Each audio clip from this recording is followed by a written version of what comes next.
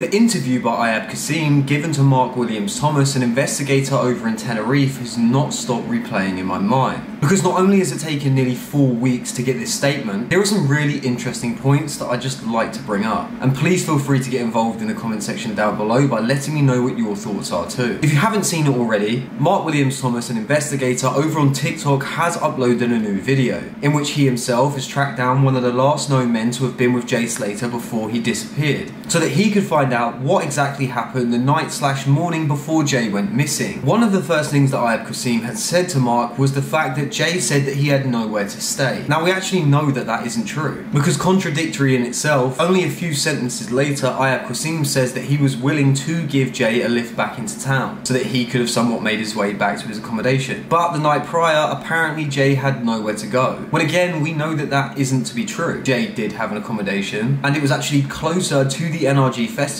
than what Qasim's was. Mirrored in with the fact that Jay also took a Snapchat claiming to be in a car with two Mali guys after they'd just stolen an AP might also explain why Ayub Qasim's story is currently the way that it is. He basically goes on to say that after the NRG festival, they drive back to Ayub Qasim's accommodation. He gives Jay a towel, a blanket, tells him where the shower is and if he needs to use it. Jay asks if he has a cigarette spare, which is then when Ayub Qasim gave Jay Slater a Camel cigarette, which is the one that can be seen in the Snapchat taken by Jay later on, as to which Jay then asked him if it was possible if he could use a phone charger. He told him sure thing, go into his mate's room and grab the one out of there, when obviously we know that that mustn't have happened because only hours later Jay has no battery on his phone. Qasim then says that he goes upstairs and places himself in bed. Then he's woken up in the morning by what sounds like a ringing noise. He goes downstairs to see Jay and asks him what the noise is, only to find out that it's the doorbell. Opening the door, he sees the next door neighbours, and they apparently ask Ayub Qasim if he could possibly move his car out the front. So he grabs his shoes, goes out to the car, and as he's moving the car, claims that he sees Jay talking to the woman. And at this point, it seems like Jay was asking her when the next bus was available. Which, to think about this in itself, right? Qasim's outside in the car moving it, and apparently is willing to give Jay a lift. Why is Jay trying to make his way out of there so quickly? He's being offered a lift, but is instead choosing to ask a third party, being the neighbours from next door, who are the first witnesses to have seen and been able to have placed Jay at that accommodation, as opposed to asking Ayub Qasim, or just himself taking himself out the front using his maps and seeing where the local bus stop was. Qasim also mentioned that while Jay was talking to the woman, he already had his trainers on at this point, indicating that Jay was literally about to leave. Now I've always questioned this, is Jay fleeing from that accommodation? Is he using this situation as an advantage to basically leave? Like, is he uncomfortable being there? Has something gone on in the night that maybe made Jay fear for his own life? Or is someone about to arrive at that accommodation that Jay doesn't want to be around for when they arrive? Regardless though, Qasim apparently goes up to Jay and tells him, no, it's fine, the bus is coming at 10 AM, let me just wake up a little bit and I'll drop you into town myself. Which is when apparently Jay responds to Ayub Qasim by saying to him, it's fine mate, I'm thirsty, I need to get some food, I'll make my own way back on the bus. Now, the thing is though about this statement, there is a cafe outside the bus stop. So if Jay arrives at the bus stop and finds out that it's not for another hour and a half and that the bus will be arriving at 10 AM, why didn't he just walk inside the cafe, grab a drink and some food like he told Ayub Qasim he wanted? As clearly that wasn't the case. After learning that the bus won't be there for another 2 hours, Jay decides on his own to type in his accommodation to his maps, which tells him it's an 11 to 14 hour walk back to his accommodation, and rather than walking on the main road in the direction of his accommodation, he was then seen 25 minutes later by someone that previously saw him at the bus stop, walking in the complete opposite direction. Then Jay makes 2 phone calls, one of which is to his friend Brad, and apparently he tells Brad that he's miles away from the accommodation and drops him a pinpoint location as to where he is. He also tells him that he's in a ditch somewhere and that he's cut his leg up on a cactus. Then apparently Jay rings Lucy Law, in which he tells her that he's dehydrated, his phone has 1% battery, he's lost in the middle of nowhere, and again I think sends her a pinpoint location of where he is too. This is what's really interesting about what Ayub Qasim then said in his statement. When Jay went missing, just before apparently Jay departed from Ayub Qasim, Ayub told him, you know where my house is, it's the house with the green door, if anything happens feel free to come back to the accommodation, we'll let you in, you can wait and do whatever you need be. As obviously Jay needed to wait for a bus, or could have waited for Qasim, and definitely needed to charge his phone. He could have charged his phone at Ayub Qasim's house, had food at the cafe, and then gone back with Ayub Qasim in his car. None of this happens though. But Ayub apparently tells him if there's any problems, he knows where the house is. Then Ayub tells Mark Williams Thomas that one of Jay's friends rings Ayub Qasim to tell him that Jay's just rung him and told him that he's in a ditch somewhere bleeding after cutting his leg on a cactus. Now, this must have obviously been Brad, but I don't know who the individual is. But it puts it into question, as I didn't think anyone knew who Jay was with that night, as Lucy Law herself apparently had to hunt down these individuals. When the confusing bit of the statement is here, if one of Jay's friends is able to ring this individual who was last known to have been with Jay, why were all of Jay's friends hunting around for these individuals, when this individual is now placing a statement that one of them rang him to confirm that Jay was lost somewhere in a ditch and had cut himself up? But what I find interesting about this is that Jay had sent